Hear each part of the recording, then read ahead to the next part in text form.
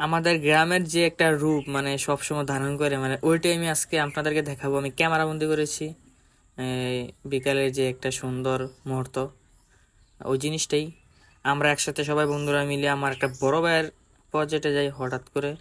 ওইখানে মানে এই যে প্রজেক্টটা, ওইখানে আমরা বন্ধুরা সবাই মিলে একসাথে একটা ঝালমুড়ি যে আয়োজন করেছিল বড় ভাই, ঝালমুড়ি খাচ্ছিলাম।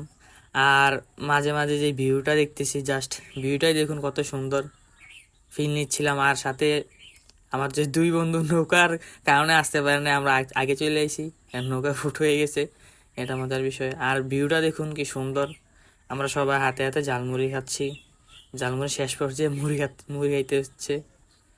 আর এদিকে যাওয়ার পথে আসলে দিনটা অনেক সুন্দর ছিল, মাঝে মাঝে প্রকৃতির মাঝে অনেকটা নিজের শান্তি পাওয়া যায়, ওই জিনিসটাই আর কি অনেকটা ভালো লাগে তখন। প্রকৃতির যে মায়া, ওইটা বুঝতে হবে। প্রকৃতির প্রেমে পড়ুন, অনেকটা ভালো।